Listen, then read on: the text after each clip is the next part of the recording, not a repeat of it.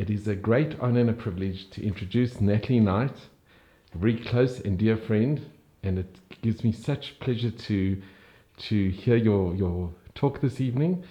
Natalie has coined the phrase art a biography, and the book is The Big Picture, and we're going to hear this incredible book that Natalie has written, but your life story, your incredible life story. Thank you, Lex. Well, good evening, and tonight I'm going to talk about turning difficult corners in life and business. And there'll be extracts from our book, The Big Picture. It was very interesting because I found that people are more interested in hearing about struggles than about success. I was actually shocked into this realization when I heard someone saying that, Natalie Knight, she's never had to struggle with anything in her life. While it's true, and I am very grateful that I've been very blessed with lots of good things in my life, nothing in life comes without a struggle. So my story begins with a biography written by Lana Jacobson, which she calls Unstoppable. She interviewed several people, even those that didn't like me. I was quite surprised to hear this, but that's life. They tell the truth about my shortcomings and weaknesses. I had former partners, and they didn't gloss over our arguments, and their interviews were incorporated. And I called it my autobiography because it wasn't just an autobiography. I didn't write it myself. It was written by Lana Jacobson, and I then added in all the parts about the art, which is why I thought that that was a more suitable way to describe it. I'm very grateful to a friend of ours called Joy Manny. She's a former South African, and she's now an international author. I asked her for help, and I asked her to read the first draft of my book, and she was very frank, and she said, I don't like it. She said, it's too self-effacing, and she said, you have got to find the heroine. Well, this was a bit embarrassing. So I explained to her, Joy, I'm not a heroine. But her reply was, find the heroine or give up the idea of writing the book. Because if you don't think you've done anything exceptional or interesting, nobody else will either. She spurred me to write about the difficulties as well as the successes. And Joy's response in the end was very encouraging.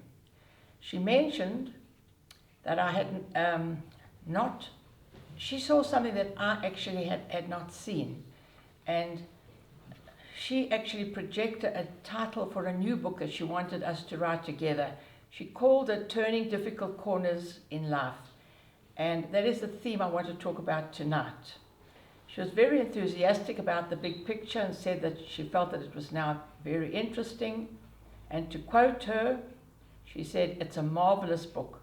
I was riveted from the first page and devoured it. Its truthfulness opens the soul. You dared to develop, to jump without a safety net, to leave success and begin new things. That was a fantastic response after her original criticism. So, thanks to Joy, I've identified 4 major corners which I turned without even knowing what I was doing at the time. The first is when I matriculated at 16. The second is my creative life as a journalist and a playwright. The third is my career from businesswoman and gallerist with many twists and turns. And the fourth, and most difficult of all, was giving it all up, becoming Shomeret Shabbat. Like many of my generation, I lived through World War II, a Holocaust, and apartheid. I had near-death experiences, a plaster of Paris cast on my arm, several operations, lots of sickness, my own and my father's. When I was 16, my sweetheart, who I'd been going out with for 4 years, was taken away from me by his father, who stated that he was not old enough for a relationship. I mean, he was 17 already and I was 16. We were definitely old enough. I just passed my matric, and so it was a very devastating time for me. Because my father had not been well, my mother insisted that I study law, where I could earn £10 a month as an articled clerk. They could not afford to send me to university to study a BA in journalism, which is what I wanted to do. A few months later, though, I felt as though my life was completely over, when my father was torn away from me after a third and fatal heart attack. This was 6 days after my 17th birthday. My father's death left me traumatized. I felt completely abandoned and rejected by the two men I'd loved most in the whole world. I'd no experience in dealing with trauma. My mother, a widow at the age of 41, needed my support and comfort. So did my younger siblings. I had no one to turn to, and there was no one to comfort me. I had a very close friend who was an unbelievable support, but I turned inward and I tried to withdraw from the world. I didn't enjoy my law studies. I had to get up early and go to work as an articled clerk in a law firm. I am not a morning person. I can work until 2 a.m. in the morning, but don't wake me up at 7 a.m. in the morning. Having worked the whole day, I then had to leave at 4 p.m. From work and then go to university for about 2 hours where we had part-time lectures. My father used to fetch me after the lectures. After his death, some of my fellow students who were over 18 would give me a lift home. I was in mourning and didn't go to movies or dances. I developed neuralgia, diagnosed as toothache, and I lost 4 back teeth. I developed trichotomia, pulling out my hair, creating a bald spot. I still have a perfect view of myself sitting in the corner of my east-facing bedroom at a small desk which I shared with my sister. I was a reclusive, thin teenager sitting in my bedroom. One day your prince will come, my mother encouraged me. But how did I turn the corner? I think it was action, activity, and working towards a goal that saved me. Because I worked so hard, I did well in my exams. I didn't go out. I had nothing to do. I had to focus on my work. I and one of the other students received distinctions, and we were in line for the law prize, which would be awarded at the end of 3 years. This achievement went a long way towards enabling me to break out of my misery. I wanted to show those professors that the only girl in the class whom they ignored, despised, and denigrated, that I was one of the top students. I had developed a need for recognition, and fulfilling this need helped me to ease the pain of the abandonment. I had turned the first difficult corner. I did it subconsciously, unwittingly, but I felt driven to heal myself by making other people recognize my value and worth, even though I didn't believe it myself. Nothing can make up for the loss of a parent, and it changed me. But it is the natural way of the world, and we learn to mourn and move on with life. A few months later, I had to turn another corner. I accepted an invitation to a tennis party in Roodepoort. My mother had promised me a prince. Was the Sleeping Beauty going to be resuscitated with a kiss from a prince on a white horse and a golden sword? I met my saviour in September 1955. Picture this scene.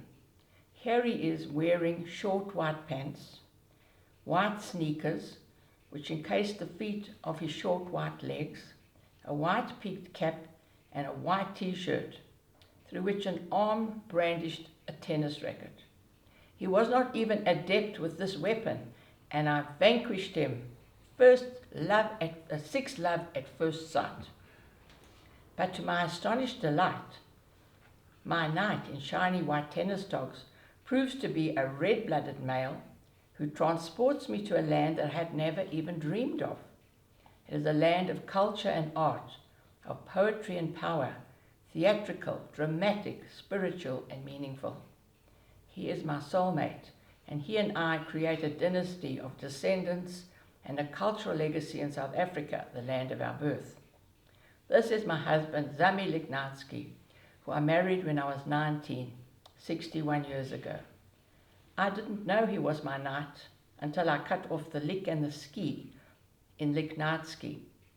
He is the catalyst, and everything that followed has been because of his love, guidance, and support. We got married on September the 1st. It feels like yesterday. In addition to our children, we also created my first play, Balmy Days, starring Sarah Sylvia. He was the photographer when we researched the beadwork and the patterns of the underbelly, and he accompanied me in my role as theatre critic for the Jewish Report and Sunday Express. The second corner begins in New York, which proved to be pivotal in my life. New York is a place of energy, creativity, unpredictability, throbbing with life. 1968 was the year that my love affair with New York began. I was bitten by the theatre bug after the Jewish Guild presented my first play, Balmy Days. New York theatre was at an all-time high. There were plays like Hair, Man of La Mancha, Fiddler on the Roof, and these were all these fantastic shows that were on Broadway, and we went to see them all. I was a complete novice, and I decided to write an long article about New York theatre, which I succeeded in selling to the Star newspaper in Johannesburg when we came back. This was a major corner, although I didn't realize it then. It was the beginning of a career, and it required chutzpah and passion. I was very nervous approaching the arts editor, but it had to be done. The article covered 2 pages in the Star. It was a big double-page spread with a headline across it. I don't give a damn for Uncle Sam, and I'm not going to Vietnam. That article and a close friend, Doreen Levine, helped me to get a job as a theatre critic for the Jewish Times, as it was then called. I told Doreen that I would be happy to get tickets to all the shows and just to have my work published as payment and just to get the tickets free. I didn't need a fee, but Doreen said no. They must pay you something or else they won't value your work. I got the job and it was very rewarding. The editor gave me other assignments as well, one of which changed my life. He asked me to interview Esme Berman, art critic and author of Art and Artist in South Africa. This was another nerve-wracking time. I was very shy and very insecure, and Esme was quite a formidable subject. If any of you know Esme, she was not an easy person, especially when I knew so little. Esme later invited me to spend a month in New York with her. She taught me about art, not through books, but through examples in New York museums. I was at the Museum of Modern Art and the Guggenheim. It was an unbelievable experience. And Esme predicted that I would open an art gallery because she spotted an innate commercial sense that I didn't even know I had. I'd qualified as a lawyer, and I had no such ambitions, but Esme was spot on. She encouraged me to study art, and I received my BA degree majoring in history of art and history of theatre in 1975. This was not a difficult corner, but it needed a change of mindset to make it happen. Corner number 3. Zami and I were in New York when I spotted a gap in the South African art market. I saw a shop full of art posters by the artists I'd been studying. These were artists like David Hockney, Jim Dine, Chagall, Miro, but they were impossible. They were too expensive to ever bring them to South Africa and sell them. But here were the art posters were $25, which at that stage was 25 Rand each, and I thought this is a great idea to start a new business, which I called the Poster Shop, and it was the beginning of the process. I could not have imagined at the time that I would open an art gallery. But we started off in a small way without having major expenses. I formed a partnership with David Crutt, and we opened the Natalie Night Gallery in St. Andrews. We exhibited the work of Andy Warhol, David Hockney, Jim Dine, and Richard Hamilton. I called the show Whatever Happened to Pop Art. At the opening of the show, we served Campbell's soup and hot dogs, and we tried to lure a new audience to my out-of-town venue, which was in the refurbished garage of my new home in St. Andrews. We had purchased a set of silkscreens signed by Warhol and Mick Jagger for the opening. David and I decided we wanted to meet Andy Warhol on our next trip to New York. I remember that day so well. It was in the mid-80s, and we stood on the sidewalk waiting for the taxi to take us to the factory. When we got there, Andy Warhol was busy taking a photograph of a celebrity who I didn't know, but we later identified was Wayne Gretzky, who was a famous ice hockey star from Canada. The story with David, with Warhol himself, was a bit disappointing because he was a bit of a nebbish, I suppose, at that stage, and we tried to get him to come to South Africa, and the demands that he and his entourage made were just not realistic. But we did buy a lot more of his works. In addition, I wanted to meet David Hockney. After I'd been to London in 1975, I actually heard about his work. I saw the work and I fell in love with it. And I reported on David Hockney because I was writing for The Star at that stage. And I remember writing in the article, this was a little known artist working in London at this point. I was later able to meet Hockney and interviewed him in 1983 at the Andre Emmerich Gallery in New York. My article, Face to Face with Artist David Hockney, was published in the Sunday Express with a full colour picture of his work on the cover. I prepared a detailed catalogue with essays on his work, and I tried to teach people about art in the way that I would have liked to understand it when I was starting off. At that first show, he had also given me a whole lot of drawings on consignment. If I had taken every piece of work and I put it away under my bed in a drawer somewhere in a bank, I could have been a multi-millionaire today. We never know what life throws at us. I thought that success meant that we were selling everything that was on the walls, we were replacing them, people were rushing to buy the work.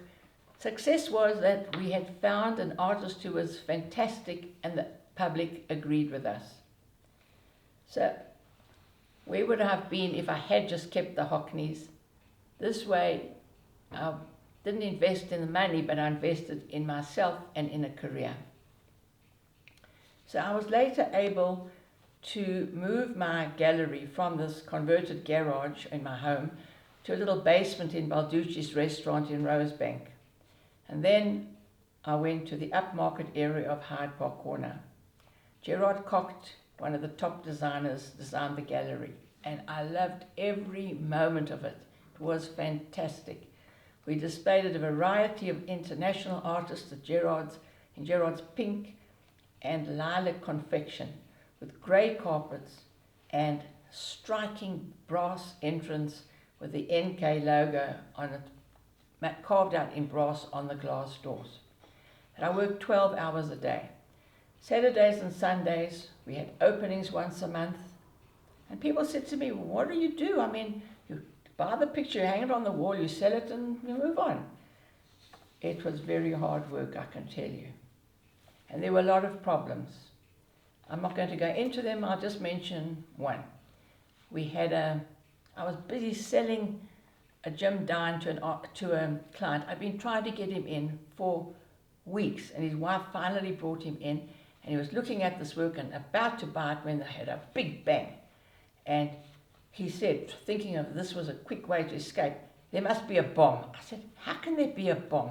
And I said, you know what, if there is a bomb, you're in the safest place, because in this basement of Hyde Park Shopping Centre, we had a complete concrete ceiling. It was like being in a bomb shelter.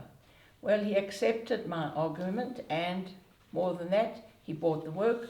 I was busy writing the invoice when somebody came rushing down, one of my staff members, and said, there's a bomb in Hyde Park Shopping Centre, and we had to close the gallery. So there were lots of difficulties, but Nevertheless, we worked through them and it was all wonderful. And then one of the major highlights was an exhibition that I held in New York. The artists that I selected at that time was also not a very well-known artist called William Kentridge. And I also had some other artists, black artists, Thomas Hoppe, Alfred Tober, all of whom have subsequently done well.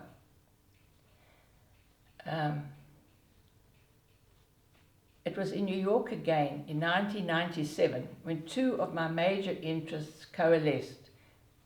And this was with a show of Ndebele images, which are called Then and Now. I showcased the contemporary art of the black artists who I'd been promoting at the Natalie Gallery with examples of the traditional Ndebele beadwork. I held this at the National Arts Club in New York. And Esther Mahlangu, artistic queen of the Ndebele, exhibited with us, and I had a partner, Suzanne Prebach, and the show at the National Arts Club in New York was also a great success. Suzanne and I had been researching the Ndebele culture from the mid-70s. It was in Middelburg that we photographed the then unknown Esther Mahlangu.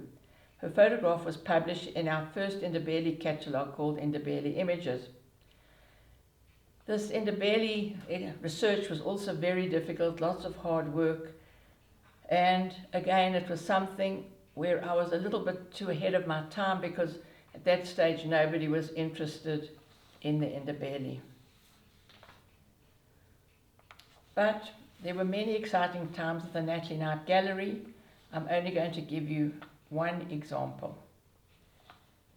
This was when I had the drawing of one of our black artists who was also deaf, called Tommy Motswai.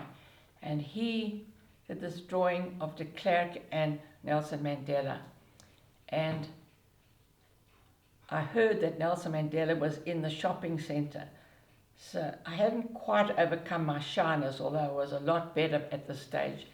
But nevertheless, it was not easy to go, waiting for him to come out of the Ballard's stationery shop. And when I saw him emerging, surrounded by his bodyguards, I went up to him and I said, "I'm Natalie Knight, and I've got a fantastic artwork of you by one of my black artists. Would you be prepared to have a look at it?" And he said, "Sure, where is it?" And I said, "There it is." And there it was, hanging on the wall of my gallery. So he came over, and it was just something that you never forget, because not only was he friendly and warm and unaffected, but he just had this grace about him and this towering presence that people talk about, but you actually have to experience to understand how it was. It was also his kindness, because I had 15 people working for me in the framing factory, because I had this 2 levels in the gallery. And they all came up and they all wanted to shake hands with him. And he shook hands with all of them. And the bodyguards were getting very edgy, and he said, "No, no, no." And then he asked me a question. He said, "How much is the painting?" Well, I was so shocked. I couldn't even think about that. I was in a different world completely. We subsequently did sell him the painting, and it's somewhere in his collection. And I've also got this photograph of Mandela in the gallery that day in the book. And subsequently, you can see here I am shaking hands with him, and there is the drawing behind. And in the photograph below, I had various artists working with me. One was called Billy Makabela, and he instructed his wife, who was a beautiful bead maker, to make a beaded work from this item. And this is Bernard Jerzek, who is the photographer who took the original photograph of me and Mandela, which I have to tell you was published first in the Sunday Times and later in Der Spiegel in Germany, because there was a rumor that Mandela and de Klerk were going to be given the Nobel Prize for Peace, and that rumor was true. And they needed a photograph, and that was the photograph. So Just when I was riding the crest of this commercial wave, running the successful gallery in Hyde Park, I found myself being drawn towards a deeper exploration of my Jewish faith. I have to admit that I experienced incredible emotional turmoil and pain when I closed the Natalie Knight Gallery. My self-identity and reputation revolved around my involvement with art, and the gallery fed this ego and the need that I had for recognition and to feel important. Keeping Shabbos was a tremendous challenge. Saturday, after all, was the busiest day of the week. That was the day the wives finally managed to drag their husbands into the gallery. And my clients were very annoyed when they came in. I tried various ways, putting somebody into the gallery to assist me, but they weren't interested. They tried to phone me, and I was either at shul, or Zami took the calls and said I wasn't available. As a first stepping stone towards closing the gallery, I opened an interim place called the Art Source. This was in Rivera Killarney, and here I had the freedom of movement, and I could decide which days to stay open. There was no lease to insist that I open on the Sabbath or Jewish holidays like there was at the Hyde Park Shopping Centre. I have to admit that this put a bit of strain on our marriage. Zami did not become Shomei Shabbat when I did. I tried not to put any pressure on him, but I hoped that he would come to it of his own accord. He did, but he said, well, you are frum by conviction and I'm frum by coercion, which is a Zami phrase which isn't actually true. When he finally decided to do it, I think he really wanted to do it. But it was a very difficult day. The one day when Zami had to get rid of all his non-kosher wine. He had beautiful rare vintages and he treasured these over many years. It was also a bit traumatic when a rabbi arrived with a blowtorch to kosher and clean the kitchen. Zami later told me that one of his partners had passed a remark that he should have just divorced me because of this hold that I had on him. This was such a change in our relationship because in the beginning he was very dominant and very, very controlling. Anyway, we then decided to move from Rivera to Glen Hazel. And although Zami was a bit resistant, I explained to him we were very happy wherever he was. He had been happy when we were in Germiston and in St. Andrews, and he loved Rivera, and each move was for a reason, and that's what life is all about. You have to take these difficult steps and move on, and as long as you can do it together. But Glen Hazel was the best move of all, because it was wonderful being with our children and grandchildren.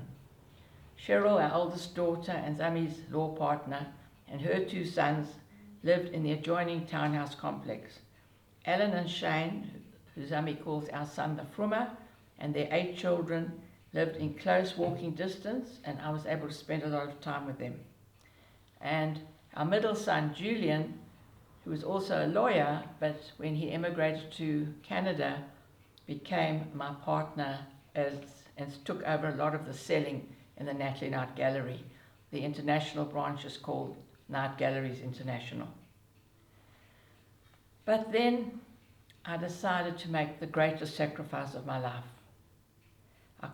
I wanted to completely retire from my art career. I just abandoned years of involvement and immersed myself completely in studying and attending shiurim. I really needed to learn more. Some of the biblical commands just didn't make sense. There was no intellectual logic in it, and others didn't fit in with my democratic liberal ideas. At first I rebelled against the dictum to do something against my nature because Hashem said so. I had to come to this acceptance slowly.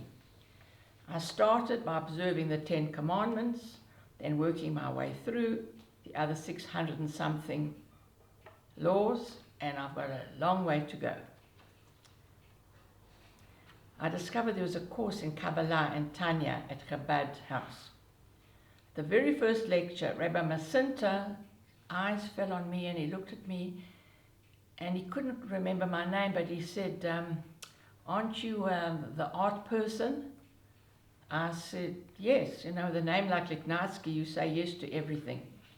So what are you doing here, he inquired. I came to study Kabbalah, I replied. No, no, no, no, said Rabbi Masinto. If the Eibishter put you in the position that you're well known in the art world, you are not able to give it up. That is your mission, and you have to pursue it. Well, I was absolutely shocked. I thought he would be really delighted that here I was giving up the secular world, but that wasn't what he had in mind. So it was the last Kabbalah lecture I attended, and I did persevere with some of my religious studies and shiurim, but I pursued my career now as a curator, a researcher, and a writer. And the big picture was starting to emerge. Life has been described as a giant tapestry, but we can only see the back of the cloth. Lots of knots and loose threads. Areas of color and darkness are created through pinpricks and pain. We don't have the opportunity to fully see the big picture created on the other side of the tapestry during our lifetimes. But it was very interesting because some of the threads of my life came together in June 2016 when Rabbi Beryl Wine and Rabbi Lawrence Perez introduced me at a talk before I gave at the World Mizrahi Hall in Jerusalem. It was very interesting synergy again with you, Les, because it's a long story where we had a lot of interactions and complications, but I don't know how you organized for Rabbi Wine to come and be at this lecture, but it was quite an amazing achievement. Natalie, just very briefly, because you mentioned yes. It's actually because of you, because you were the one that encouraged me. You made the meeting with Peter and Mayer from the WITS alumni, and I'm indebted, eternally grateful to you, because we established the WITS in Israel, and it was because of you. It was your insight and your vision, and you made it happen. So well, I've always been very fortunate just to find these opportunities and these avenues, but it's one thing to make an approach, but you had to have somebody at the other end to actually take it up and make it work, and that's what you did. Well, you said you wanted your two favorite rabbis, yeah. and we made it happen, thank God, because you deserved it, because people wanted to be there, and they both very much wanted to be there. No, it was quite amazing. And it was also under the auspices of the WITS alumni. So all these different aspects came together on that night, and it was really a magical night. And the lecture I called it The Fruits of the Long Walk to Freedom. It was Mandela's story, which was told through all the different works of art, including this work behind me. I don't know if you can see it. You can see it. It's in the background. In the background, it's a magnificent piece of the moment that Mandela walked out of prison the first time, thinking about what freedom meant. At that lecture, there were a lot of WITS alumni, people who'd known me from the days in Natalie Night Gallery. And then later I gave the talk again at the Beit Protea retirement home, where my mother Edith Lees and my stepfather A.B. Lees had spent a decade. After the lecture, I met an old school friend who asked me incredulously, she said, what on earth possessed you to give up everything that you had worked for? You had such a fantastic lifestyle and you loved it. And then you took on all these restrictions of religion. Your life was so exciting. And now this is such an anticlimax. It was a very interesting moment for me. I suppose it would have been more dramatic if I had run away with a toy boy, if I had planned a parachute jump when I turned 78 or 80, but that's fact and not fiction. This is fact and it's not fiction. So how does one explain to a non-believer the incredible pleasure that I have derived from our new anticlimax, as she called it? It was a choice, it was a calling, and I followed it against all logic and reason. I've always been fascinated by African spirituality. On one of our earliest field trips, when we were researching the Ndebele and the Tsonga Shangaan, we consulted a Sangoma because Zami was having trouble with his legs. We had no idea that this was not allowed in Judaism. When I had a bad headache and backache, I was given a red dream cloth, which the Sangoma had treated with special herbs. This dream cloth was included in the hypnotic dream sequence in There's No Sugar Left, a play which I wrote and was produced at the Market Theatre. And also, that image is on the cover of the book, The Big Picture. This is the image by Norman Catherine, which was which he designed for the play which I wrote called There's No Sugar Left at the Market Theatre. But I was fascinated by spirituality, and I felt I was in a similar situation to the Sangomas. They were also suddenly called to follow a path they had no intention of following. And I was grateful that I had not been impelled by sickness or bad dreams, but I was drawn by an inexorable force along a very pleasant path and a very stimulating journey. It was as though I was rushing along a fast-flowing river, and the very impetus made the trip possible and turning back impossible. A strong belief in a divine force was not foreign to my nature. I agree with the poet Wordsworth, who said, "The child is father of the man." I really believe that the essence of the child remains throughout his or her life.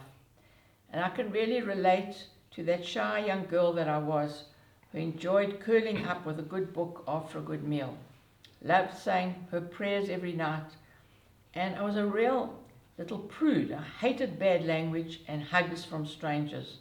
This is not far from living an orthodox life. In fact, closing the gallery proved to be liberating.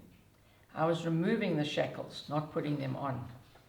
I was given so many opportunities, from being the art curator at WITS for 4 years. I put works into buildings on the West Campus where a lot of the commerce and law students were now working. I researched and wrote books. I curated many shows. Several of them were Mandela related, first at the Constitutional Court in Johannesburg on his 90th birthday, and Mandela invited me and the artists to visit him in his Houghton office. Got a picture of that visit as well.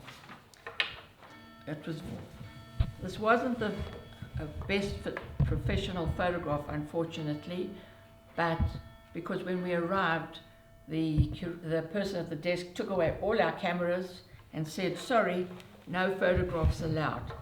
So they could see the tremendous disappointment, especially in the faces of these black artists who'd been part of the show. And they relented and they said, "Okay, just one camera, just one photograph." This was the one they took on my camera. You can see from their faces, it looked like they were meeting the king, which I suppose they were.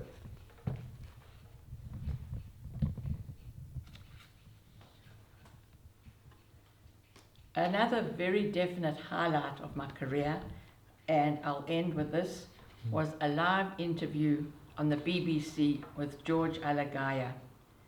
I had organized a very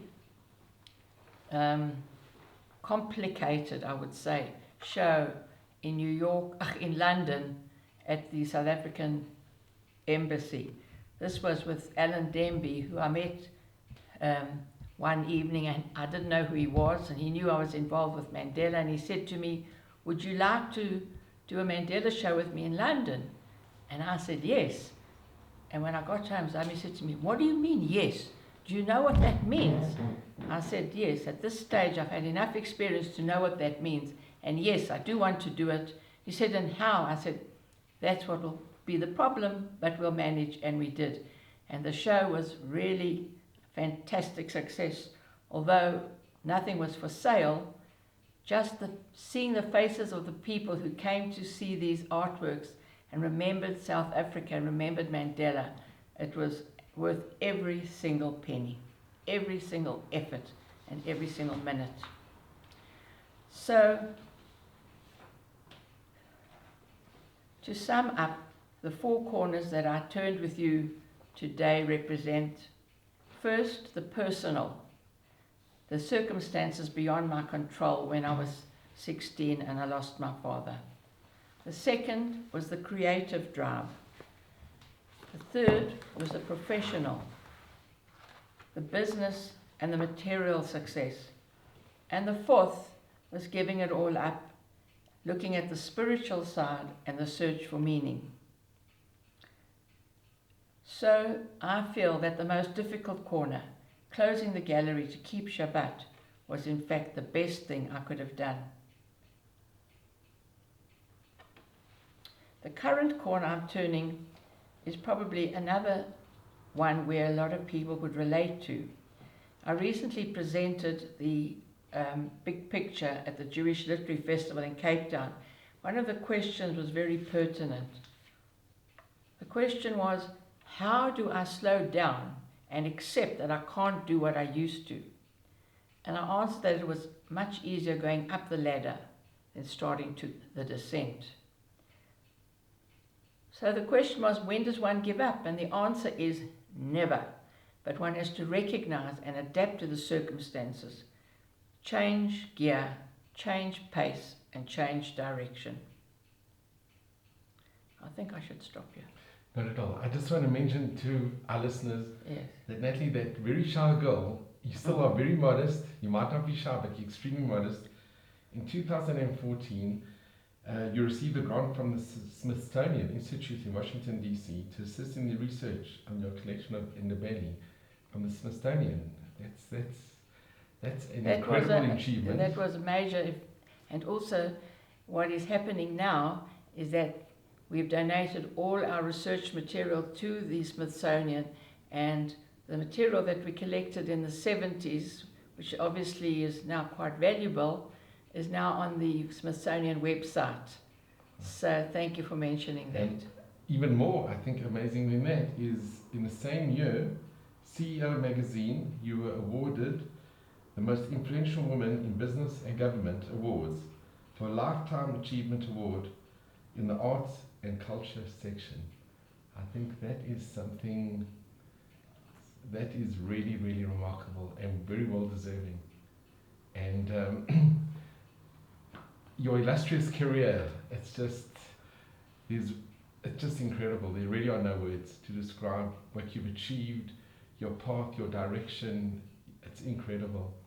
And you are somebody we can all strive to emulate, really. You are, not only do you have a vision, but you take action on that vision and you make things happen. And I'm personally very grateful for what you've done for me with Wits in Israel. It was your vision and it became a reality. And we just wish you and Zami and your family all the mazel and bracha at Me'av Yisrim to 120, and as the late Chief Rabbi Hirsi said, plus VAT. And but you should have as mazel, Natalie Lignatsky says, with good health. exceptionally good health, happiness, mazel and bracha, and just to continue in your amazing things that you do and what you achieve, and to enjoy your family, your dear family, and the community and everybody who has the privilege to know you, because it really is a privilege. Thank you very much, Liz. It was a privilege to know you, and thank you very much for recording the talk tonight. It's been wonderful.